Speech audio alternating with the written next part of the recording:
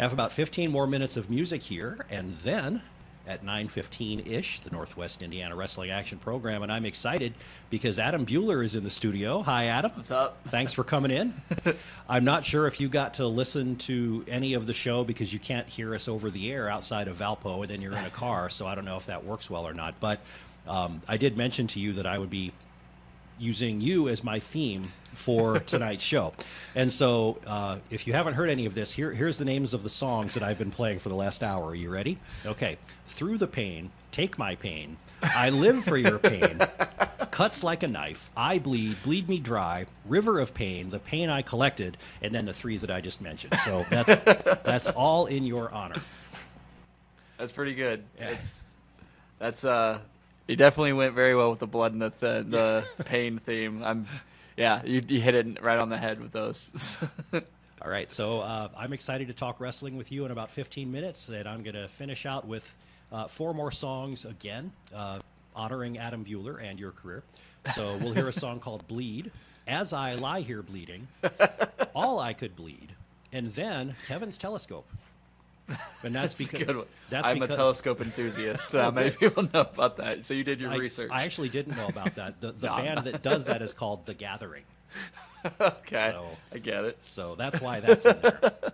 Okay, so anyway, this is Inertia. They're from New York. They were idle for a while, and they put out a new CD a couple of years ago, but this is still off one of their old ones, and that doesn't matter anyway. It's a good tune. Bleed. Your mind is racing with a fear that will not get you out of here. Fade out. There you go. That was The Gathering with Kevin's Telescope off of Nighttime Birds. Testament before that with All I Could Bleed off of Low. Evergrey with As I Lie Here Bleeding off of Recreation Day, and Inertia with Bleed off of Force. This happy music has been brought to you by WVLP 103.1 FM in Valparaiso, Indiana. That wraps up Mostly Metal for the evening, and we're just about ready to start the Northwest Indiana Wrestling Action Program. I have Adam Bueller in the studio. Thanks for coming in. No problem, man. Thanks for having me. You bet. I think this is going to be fun, and we're ready to get started. Hopefully we can fill half an hour at least. I'm sure we can do that. It disappears really, really fast. So, without further ado. Your insubordination will not be tolerated.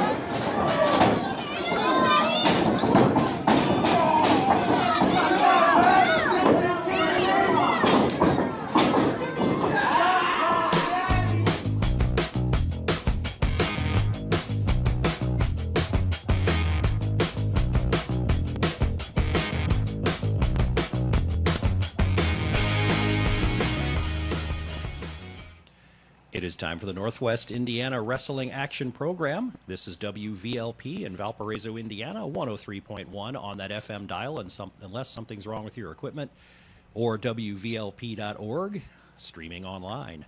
And you can catch replays of this portion of the broadcast. After a couple of days, it goes up on YouTube, and you can also listen to the replay over the air Wednesday nights from 10 to 12. You can hear the whole package, the Mostly Metal and the Northwest Indiana Wrestling Action Program. And so I'm really excited. In the studio tonight is Adam Bueller. That was Rod Street in that soundbite earlier, wasn't it? It was. I recognize the voice.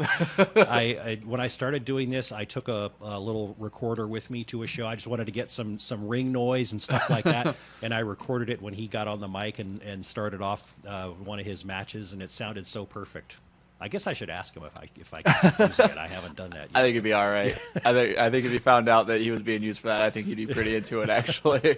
That would be pretty funny to have him in here and not have him know that he was about to hear himself.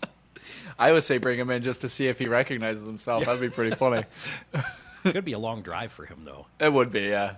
My personal rule for traveling so far has been, as long as I'm going to watch a show and sit for the show for more time than I spend in the car going and coming to the show, it's a good night. Right. So I go about an hour and 15 minutes, hour and a half is what I would call. I just do that at the drop of a hat now to go see shows. But for a half-hour radio chat, I don't know how far too many people are willing to. I don't know. I've driven 22 hours for 5 minutes of wrestling before, so I mean, I believe it. And that's what we're here to talk about. So, how long have you been in this area and doing this crazy stuff? Close to about the same amount of time proportionately. I started wrestling in 2004. And what we were talking about earlier in the Cincinnati, Dayton area. Okay. I first came to Northwest Indiana, actually in LaPorte, in 2006, like right at the very start of the year. So there's only been like a 2-year gap where I haven't wrestled in Northwest Indiana. Okay. But yeah, I've basically been in this area for the better part of 10 years, or actually get close to 12 years now at this point. Doesn't feel like I've been here that long. But yeah, just right down the street, right down 2 in LaPorte. So pretty close to here, actually. Yeah, I'm good. about as local as you can get without me actually living in this town. So. And so you've probably seen a lot of stuff come and go during that time period. Oh yeah, I I've would seen imagine. a lot. Guys who you'd think would be they have a lot of potential that could really do a lot of big things, and then just disappear. And then they're just the opposite. People that you wish would go away stick around forever. So when I see you, mostly it's for matches that are in this area, and to me, there's like two faces of Adam Bueller, and there's the I guess I can call you the workhorse of the region, because I think no matter what promotion I've gone to see, you've been on at least one of their shows, and you're probably one of the people that I see the most. And it's not because I'm stalking you, I don't think. It's just because you're on so many cards in this area that I see you a lot.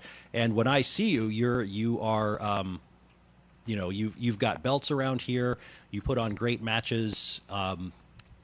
And I'm going to try to say this without sounding dumb, but they're just like regular matches, right? Yeah. And there's this other face of Adam Bueller that I get to follow online, but I don't think I've ever witnessed it, where you seem to, this is more what you do when you travel, is you go perform in I guess, is death matches the term that describes all that crazy stuff? That's exactly what they're called, yeah. So when you're doing these different things, when I'm watching you kind of just be the workhorse of the region, am I seeing the same Adam Bueller, or are you a totally different person when you're in the ring in doing your death matches? I mean, I guess it depends more on the mood, because I've actually done some death matches, because you've seen matches locally where sometimes I don't take it seriously and I'm just in a goofy mood the whole time, and then there are times where I take it very seriously and I'm very no nonsense and very stone faced. Death matches is kind of the same way, if you can believe it, because death matches are very gruesome and bloody and violent. So it's really hard. It's really weird to think like, okay, he can have, like, he's not taking a death match seriously and he's just laughing and having a good time while he's hitting someone with a barbed wire bat or getting thrown into a bundle of light tubes and getting cut up to pieces. Right. So yeah, so it really just more depends on the mood for the most part. There's a time to be serious. There's a time to where you can just kind of just let whatever happens, and you wouldn't think a death match would be. You would think a deathmatch environment would be 100% serious no matter what, but for whatever reason, for me, it's just not. It doesn't surprise me that sometimes you can treat it with levity, because there's an element of ridiculousness to the whole endeavor. So I think you have to recognize that and be a little self-aware when you're doing it. But whatever, depending on the story that you're trying to tell, I can see how it would go either way. Right. One of the matches I remember seeing you at recently, I think it was an RCW show, and I think you spent the whole match channeling Stone Cold Steve Austin. Yeah, I right before we went out, it was a 6-man scramble, and we're all at the curtain, waiting for our music to play and go out, and everybody does the whole, okay, have fun, be safe, that whole thing, because whatever you think about pro wrestling, in the end, we're working together to try to put on a show. I don't think that I'm really giving away too much information with sharing that, because I guess unless you're stuck in the 1980s, everybody knows what pro wrestling is all about. Yeah. So and WWE will tell you themselves, they kind of pulled back the curtain quite a bit. Yep. Not to the point where you're backstage, but you kind of get a look back there. Kind of like watching, seeing how hot dogs are made, basically. It's like the mystery's kind of solved a little bit. So right before we go out, my music's playing, And I just tell everybody, it's like, oh, by the way, I'm going to be Stone Cold Steve Austin this entire match. And then I just left. And everybody thought that I was joking. But no, everything was Stone Cold Steve Austin, like down to the mannerisms and the moves that I did. And I tried to do a very Stone Cold Steve Austin-esque promo. You grabbed the mic and went right into it. I remember that. So it was like almost no preparation. I just thought it would be funny. So. That's one thing I've noticed is it doesn't seem to depend on who you're working with, but you can be really spontaneous with give and take with people in the audience, with something that, maybe something a little bit unexpected happened while you were in the ring, and so you take advantage of that. That's always a lot of fun. And I mean, with that sort of thing, you almost have to be quick on your feet about a lot of stuff. You have to be able to change gears at a moment's notice, because you could have everything planned out of what you're going to do, and then somebody comes out. So it could just be something as simple as just somebody in the crowd makes a remark at the baby face, and now everybody's behind what he said, and now everybody hates the baby face. Well, if the heel's beating up on the baby face the whole time, then they're just good. Okay, they don't care. So completely changes everything. So now you have to be able to switch roles at a moment's notice at that point. So, and I've had situations like that where that's happened, and it was hilarious. When it happens, sometimes it's frustrating. There was actually a long time ago. This is in 2005. 2005. We wrestled this fair show, and it was myself and my former roommate Ed Gonzalez, who lives down in Cincinnati, and we were wrestling now on TNA. They're Ohio versus everybody. Jake and Dave Christ, OI4K, and so we were actually wrestling a tag match with them in Ohio, and they come out before the show, and they try to cut this. They try to cut a promo to get themselves over with the crowd, because we're kind of out in the middle of nowhere at like this fair show. So they cut a promo trying to appeal to, I guess you could say, the more redneck type of fans, and the crowd just turned on them immediately. So we come out, and this is when I had long hair, and I'm wearing my shorts that had the Cannibal Corpse Butchered at Birth baby skeleton on it. My friend's got a pentagram on it, and we had to be the good guys now, because they turned on him so bad. So yeah, sometimes that stuff happens, and you have to just adjust and go with it. Do you find it harder to get audiences to kind of go the way you want them or need them to go? Because everybody kind of is looking at things with a nod, wink attitude. So, you're coming out and you're supposed to be the heel, but you're popular, and so at least half of the audience is chanting for you. Do you think to yourself, come on, guys, you're not supposed to be doing that? I make a lot of jokes around, like, especially for, like, PWK in the South Bend area, where I say that, mentioning Stone Cold Steve Austin earlier, when in the mid 90s, when everybody was cheering for him as a babyface, but they very much wanted to keep him as a heel. I make a lot of jokes that I have that Stone Cold Steve Austin effect going on, where it seems like no matter what I do, people in that area are going to cheer for me no matter what. But unless they put me with somebody that the crowd just has absolutely no idea who that is, that, like, for the most part, they kind of play along with it. They cheer for me because I guess I'm the cool guy to cheer for. But then once the match gets going and everything, usually I can find something offensive to say to where they can kind of be like, okay, that guy's kind of a douche. Let's cheer for this other guy. It's a gift you have, I guess. Right. And then the match is over, and then all is forgotten. Then they're back to cheering for me again. So, sometimes it can be frustrating when you're trying to get them to hate you and they don't, and vice versa. But that's when it really becomes more up to not more up to, but just as up to the person you're in the ring with to kind of pull them in the right direction too, because in the end, like I said, we're both working together. So right, and it's got to be sort of a double-edged sword though, because that speaks to the fact that you have been around here for a long time. People know who you are, they appreciate what you do, and so it's got to be hard for them as well to switch their mindset from yes, I get to see another Adam Bueller match to I'm supposed to be booing him this whole time. Yeah, there was one match that I had actually about a year ago. It was me and Theo Storm in South Bend at the Century Center, and he's a local guy. He's from that area. He comes out, and then he's been at PWK pretty much the whole time he's been wrestling. And he comes out, real nice reaction, and everybody starts chanting for Theo and all this stuff, right? And then like, let's go Theo, all this stuff. And then I come out, big huge pop, and then I get in the ring, and then people start chanting "Kill Bueller, kill!" But then they turn it around, they start chanting "Die Theo, die." So at that point, that's when it becomes a bit of a challenge where he's the baby face and the hometown guy, and they were literally chanting for me to kill this person. So in these the split wrestling personality that you have, which one came first? I mean, did you decide you just wanted to get into wrestling, and then something happened where you kind of steered into the more extreme version of wrestling, or is that what you were going for first? Oh no, not at all. No, I actually always said that I'll never ever do death matches, no matter what. I've always been a huge fan of them. Like CZW, IWA Mid South, XPW. All those deathmatch companies, and even ECW back in the day, because I mean it's kind of like if they say that marijuana is a gateway drug, ECW is definitely a gateway drug into death matches. So with that, I mean I always loved watching death matches, but I always said I'll never be able to do that ever, no matter what. 2015 came around, and I had been wrestling for 11 years now at this point. I had just hit 30, and I decided, you know what? Things are going really terrible in my life, and I kind of hate myself really bad. I think I'm going to give death matches a try. And I was put in Prince of the Death Matches 2015, which was the winner gets automatically put into King of the Death Matches, which is a tournament that I watched for years and years and years and years, and never thought I would ever be in one, and yet found my way into King of the Death Matches that year. But Prince of the Death Matches was my first actual death match, with the real crazy environments and everything, not just kind of there's some dangerous stuff out there, but it's all overall not too bad. Like a hardcore match is what I would consider it.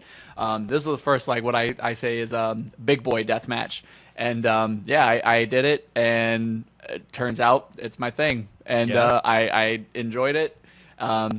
Everybody said I did a very good job at it, and I just kept doing it, and now I'm getting flown across the country to do it, and it's working out pretty well. I'm getting paid a lot more money to do it, so I just kept stuck with it, and now because of it, instead of just being an okay local wrestler, now I'm known. I mean, I've known across the country. I have fans in other countries even. It's just crazy how much it made things kind of progress as far as the amount it got my name out, and it still blows my mind to this day.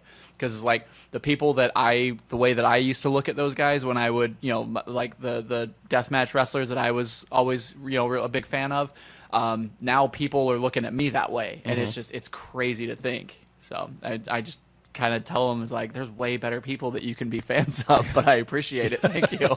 So recently you've been to, it was California, you've hit West Virginia and Alabama. I was trying to remember some of the places I'd seen as your destinations. Well, Alabama probably came up if you were researching it, because I've been engaging Roy Moore on Twitter a lot lately. Because I do not like that person. You're not alone. No, I've made it no secret. But this year I was in New Jersey, Tennessee. I wrestled on the border of Alabama. Okay. Denver, Los Angeles a few times. So I've wrestling has gotten me to some pretty cool places, some places that I wouldn't have seen otherwise. So it's been a very, very good year. And is when you get out to places like that are, you're either in the car a long time or you're flying out there, is it the kind of situation where the promoter knows who you are and you've got to win over the crowds, or is it at the point where most of the people in the crowds know who you are now? It's when I first went out to New Jersey. It was funny because I didn't think anybody was going to know who I was at all. This was February at the beginning of the year 2017, and the promoter actually told me, because they were running against CZW that day, and maybe about an hour away from each other. And the promoter told me, he's like, yeah, we were actually told that there are some fans that decided to come here instead of CZW because they found out that you were making your debut on the East Coast here. And I was like, why would you tell me that? That's way too much pressure for me to live up to now. So, I mean, and when I went out to Los Angeles for the Crimson Cup for Blood Brothers Pro Wrestling, it was very similar. There was a handful of people who knew who I was in the crowd, but not very many. So I definitely had to win over most of the crowd. West Virginia is, the place I wrestle out there, VOW, they're one of the places. Not one of the places. They're probably the place that's responsible for my name getting out there as much as it has. So when I first started going out there, they were in Pennsylvania in the Pittsburgh area. And then when they started doing the deathmatch stuff in West Virginia, I already had a pretty decent fan base out there. But then it just, because of VOW, it just continued to grow and grow and grow. I mean, it's probably the place I consider my home promotion, despite it being 9 hours away from me. I mean, those fans are awesome. Like, nobody would know who I was if it weren't for VOW and those fans. Do you carry around the same kind of wrestling persona and nickname? So in both arenas. So when I see you, currently you're introduced as the Antichrist Adam Bueller. Before that, it was the Violent Gentleman, which that was a great. I like them both, but I like the Violent Gentleman. That was terrific. And before, I don't remember. I wasn't aware of anything before that. If it was different, is it the same in both places? Yeah, I always go by the Antichrist as wherever possible. With the obvious exception being when I was at Fire Pro because of it being a church. But yeah, I went by the Violent Gentleman a lot. There was it was actually something that I did as a joke at Infinity Pro, which actually they're going to be starting back up here in Lafayette very soon. So that's definitely keep an eye on them. But I just decided, you know what? Steve Corino used to have the ring announcer announce every single title that he's ever won, and it just took forever and ever. I'm going to give him 2 new nicknames every single show, and I'm just going to keep having him added on. And like one of them I just stole directly from The Simpsons when Homer is a boxer. It's like he is known as the Brick Hit House. He's also been referred to as the Southern Dandy. I mean, I just ripped that off completely. And then one of them I was struggling really hard to come up with new nicknames. My roommate at the time had like one of those like odd job like bull hats kind of thing, and I asked him if I could borrow it. It's like, I'm gonna wear this to the ring, and I'm just gonna have him call me the Violent Gentleman. I stole it from the Every Time I Die shirt that I bought like a week before that. So I never wore the hat to the ring, but yeah, for whatever reason that one stuck.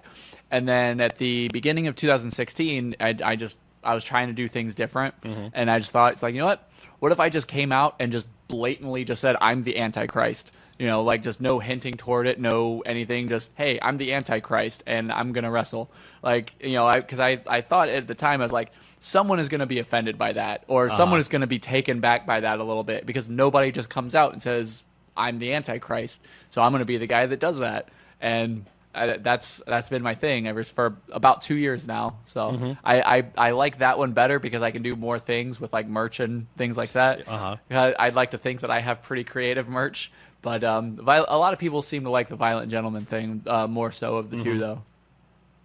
How's the new mask working out? For people that don't know what that is, I think I was on Facebook. You were talking about you ordered it from Russia, I think. Yes.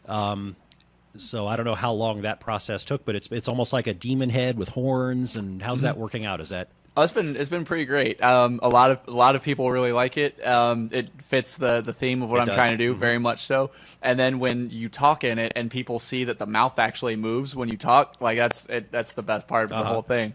But it's there's a band that I'm very, very into. They're a deathcore band from Russia called Slaughter to Prevail, and the singer would wear that mask on stage, and he'd like take it off halfway through, but he would wear that, and that was kind of like a symbolism of like what you associate that band with. So I thought, not many people are going to know who that band is. I could probably get a mask like that, and it would go really well with the thing that I'm doing. And not a lot of people are going to know what it's from, so it's going to have the appearance of it being original, despite the fact that I just ripped it off completely. So I found the guy who made the mask for that band. He has an Etsy store, I think it is.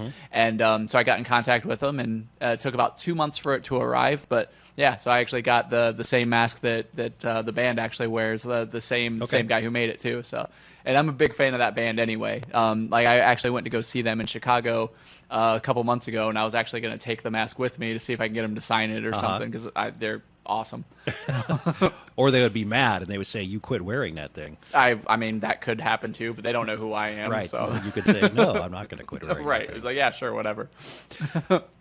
So you bring a big mask, the mask to the ring. How heavy is it, by the way? Not heavy at all. Okay. It looks like it would be very, very heavy. Actually weighs almost nothing. It's basically just like thick plastic. But the cool thing about it, it looks like it's made out of bone, which is the awesome thing about it. But yeah, a lot of people ask me like if it's really heavy. I was like, no, it's super light actually.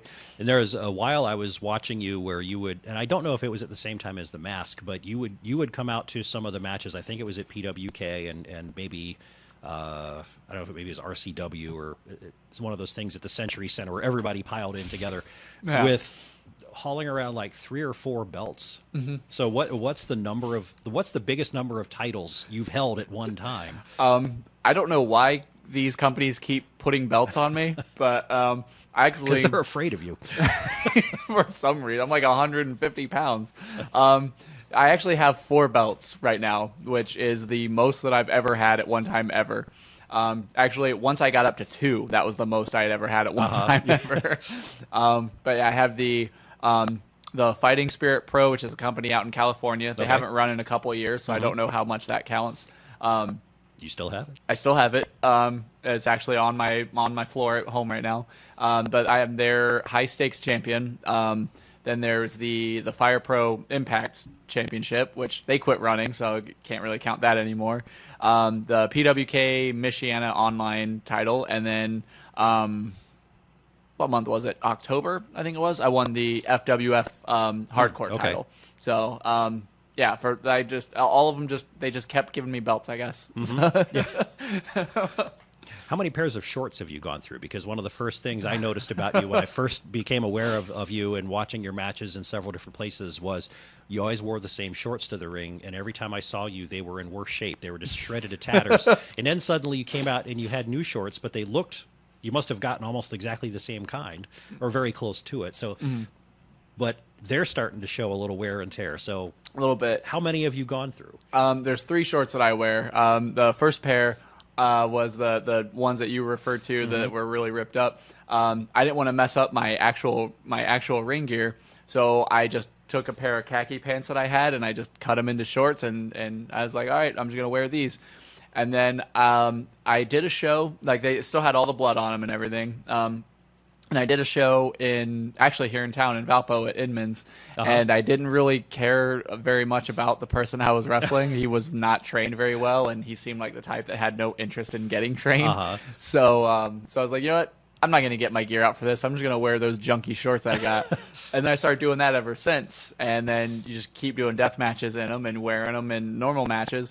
And then I thought, you know what? These would look really cool ripped up. So I kind of started to rip them up a little bit, and then death matches took care of the rest. So those are gone. They've since been retired. I kept throwing them on Scotty Young because he kept saying that he was nervous to be in the ring with me because he was afraid that I had a blood disease from death matches and everything, which I've gotten that checked out. I don't. But so I just kept messing with him. I kept throwing my shorts on him. And finally he just got mad and he literally just ripped them in half. Oh, no. So I actually had to tie them back together at the waistband. So I had to retire those. Like they look like chaps. The whole back is gone. And then I bought the new ones that you saw me at Fire Pro. And then I have the normal ones I wear, which are the non-Fire Pro friendly shorts that have the upside down cross on it. It says I am hell on it, written in Sharpie, because I don't care. I actually have, so I've gone through 3 so far. And I have a pair of shorts that, like actual wrestling shorts, like actual ring gear that I've been waiting on for the better part of about 5 months now. I'm actually going to contact the dude and be like, I either need my money back or you need to send me those shorts because this is a bit ridiculous. So you mentioned having blood on them. And what is, in either type of match that you've had, kind of the more mainstream matches or the death matches, what's the worst scenario of suddenly you realize, whoops, that was not a good idea? Well, I'll have to show you. I don't know if you ever saw it, but I have this giant scar on my arm. Okay, it's true. True story. I see it. It looks like I tried to kill myself.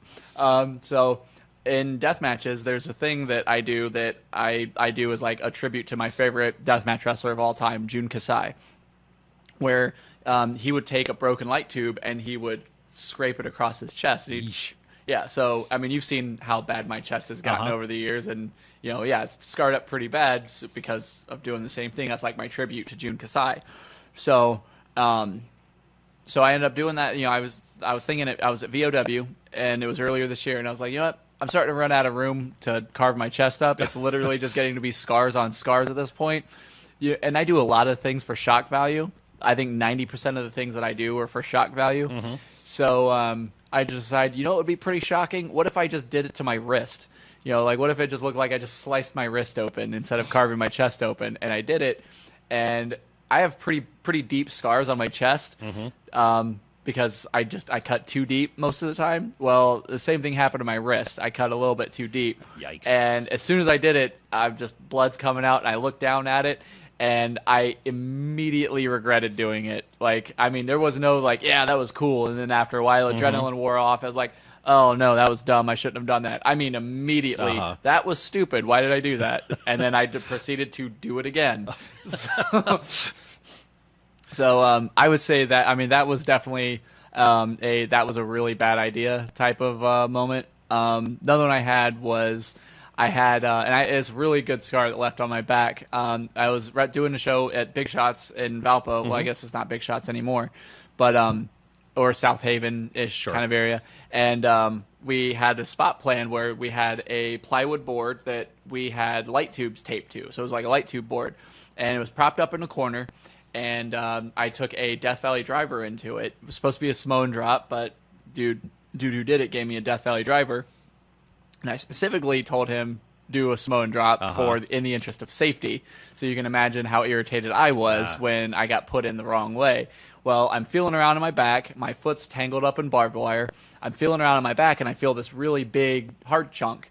So I was like, what's that? And I grab it with my finger, and I pull it out, and I pull out a chunk of glass about the size of about half of a credit card, just as wide, that was pulled out of my back. Ouch. And the picture of it looks like a genuine knife stab wound, and I got a pretty good sized scar on my back from it.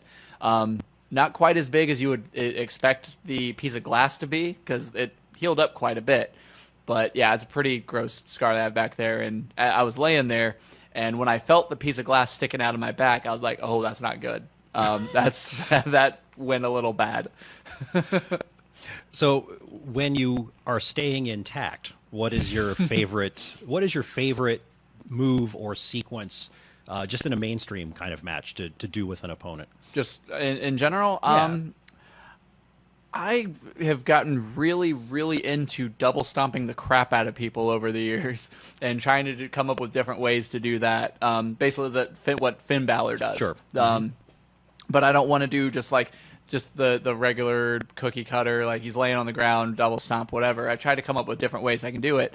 And, one way I've been doing a lot lately, which I'm sure you've seen a time or two, is where they're sitting on their butt and you just double stomp them in the chest. Another way is I was doing it where they were starting to stand up and they would be bent over, and I would just double stomp them in the back Right as on the hard as I back. could. Here lately, though, maybe it's from a Zack Sabre Jr. influence, but I've gotten really into just doing a lot of techniques that work on the arm. And so I've been trying to come up with different ways that, rather than just beating up on the arm, just a lot of different holds that most people haven't seen, and trying to come up with different stuff with that. So I've been kind of transitioning more into doing more of the technical type of stuff with that, rather than just kind of being a bruiser and all that, because how believable is it that a guy that's 150 pounds, is beating the crap out of people? So I kind of need to change it up a little bit. I don't know how I've gotten away with it this long.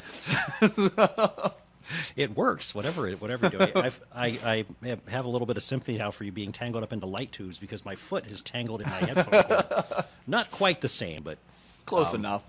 Okay, so I've got a really important question to ask you here. All right.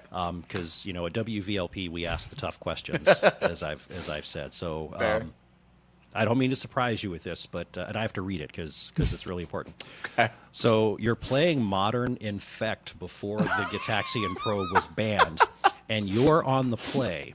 Do you keep or mulligan this opening 7? Okay. Of 2 Gitaxian probes, 2 mutagenic growths, Become Immense, Apostle's Blessing, and Glistener Elf? On the play or on the draw? Oh, don't ask me that. I don't know. You're on the play. On the play? On the play, I think I keep that. I think that's a quick keep. Okay. Yeah. He's got... Oh, wait, hang on. I didn't hear a land in there. Was there a land? No. Oh, no, that's a mulligan then, right away. Okay.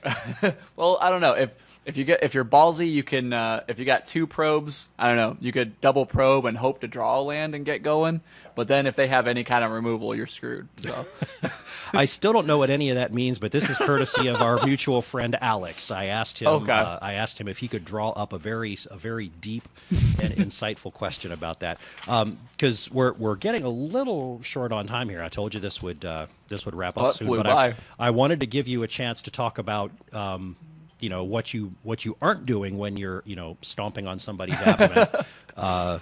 And I know that you're into Magic the Gathering, and you've tried doing some live streaming on Twitch. Yep. Do you want to talk a little bit about that? Yeah, sure. So basically, just whenever I have the free time, I try to do it whenever there's like context or substance to actually do it. Then it's not just where I'm just going on Twitch and just playing randomly and hoping that people watch it. So there's a thing that there's competitive leagues that you do on Magic Online, where it costs. In Magic currency, it's basically 1 ticket is equal to $1. There are 10 tickets to do the event, and of course, if you win, you earn more tickets and you get like promos and prize packs and stuff like that. It's just like playing regular Magic at like a card shop or something. But I had to sell my Magic collection a few months ago, so I just dumped everything into online so I could keep playing. So I try to stream that a little bit because I figured I'm gonna do it anyway. If somebody wants to watch it, might as well let them. And if I develop some kind of following from it, so be it. And originally it was going to be kind of a way to almost do kind of like a podcast slash live stream in a way. So I was going to do it once a week. I was going to talk about wrestling, what I've got coming up, talk about my weekend, the experience with the show, and things like that. And then I stopped doing it for a really long time, so I'm really bad with consistency. So I'm trying to start it up again. I'm actually going to be trying to do a YouTube channel with it. So I'm going to do like the streaming and the YouTube stuff at once. I haven't figured out a name for what I want to do with it yet, but it'll be just kind of like playthroughs, deck techs, basically just dedicated 100% to Magic and just different things like that. But as soon as I figure out a name, I'll have that. But Twitch, I'm on there as at Adam Bueller, which is the same thing for everything. I'm on it pretty random times. So best thing to do is to subscribe to the channel, so that way you get the notification if I'm going to do it. But whenever there's a scheduled tournament that I try to be a part of, I try to stream that. So really at most it would be like a Facebook post, maybe an hour and a half to 2 hours before then. So a subscription will definitely help out a lot with staying in the know with that. Sure. So, and that's Adam Bueller, Bueller. That is correct. And is that also Twitter, Facebook? Well, so if people want to everything. follow you, keep up with what's going on. That's the nice thing about Adam Bueller being a unique name, is that basically it's always open whenever I need to sign up for something. So every form of social media is at Adam Bueller, with the only exception being Snapchat. The ironic thing about that is Adam Bueller was actually taken. Oh boy! I added that person hoping that I can find out who it is, but Snapchat is at Kill Bueller Kill, but literally everything else is at Adam Bueller. Okay, and talking about what you have coming up. You mentioned that you're currently holding the FWF, that's Functified Wrestling Federation. Correct. You're holding their hardcore championship. Yes. And you are, if I remember right, you're going to be taking on Fireball in January. Correct. January 20th. Okay. This is out in Warsaw, right? Yep, it's in Warsaw. Building, I'm not sure. I usually don't find out what building it is until I'm on my way to it. But yeah, Warsaw, Indiana. You can find them on Facebook at FWF Wrestling, Functified Wrestling Federation. Whatever you decide to search, you'll definitely find them. Beyond that, I have XWW Wrestling back out in Los Angeles. I'm going to be doing January 25th. Not sure what I'm going to be doing quite yet. And then I've been talking to UEW, Underground Empire Wrestling, out in Los Angeles. They're running their deathmatch tournament the following day. So I know the tournament's booked up, but I'm trying to get on some to do some non-tournament stuff. We're kind of still talking about that right now, so I'm not 100% certain. Beyond that, I have absolutely nothing. I I actually decided that I'm going to be slowing down on wrestling quite a bit. 2018 is going to be my last year doing death matches, and beyond that, unless it's something that's going to pay me really well to travel, pretty much just going to be wrestling locally. So just PWK and whatever else pops up. So finally time to grow up after 14 years of doing this, I guess. So. Well, there's something to be said for knowing, kind of knowing when it is that time, because I always get mixed feelings when I run into somebody who's been brought in, who's like one of the old icons, like Jake the Snake was at a show in South Bend recently, and I met Mick Foley at a book signing, and these guys, I love wrestling, I love watching it, I really appreciate everybody that hurts themselves for my entertainment. But then I'll see these guys and they're gnarled up, they can barely walk, their hands are a mess. And it's like, oh man, because then I feel bad. It's like this person got into this shape because I'm entertained by it, and I don't quite know what to feel about that. I'm very conflicted. So it's it's a good thing. Yeah, I mean, it's my the nice thing about it is it's my decision to do it. I'm going out on my own terms, but it's not a decision I'm making for myself. Like I'm not saying that I'm going to walk away from wrestling or slow down from wrestling for my own sake, because I always said that I would do this till I was 90. But my son recently came back into my life, so it's just something I don't want to take that time away from him. So if I am going to do it, because I don't want to give wrestling up completely, but it's going to be something where I'm not going to take the time away from him and spend a whole weekend gone, unless it's going to pay a bill or something. Right. So for the most part, I mean, I've always treated wrestling just as a hobby anyway. This isn't something that I've ever done for an actual job, that's the goal, but that was never, the intent of where, like, if I'm not making a living at this, then I'm a failure.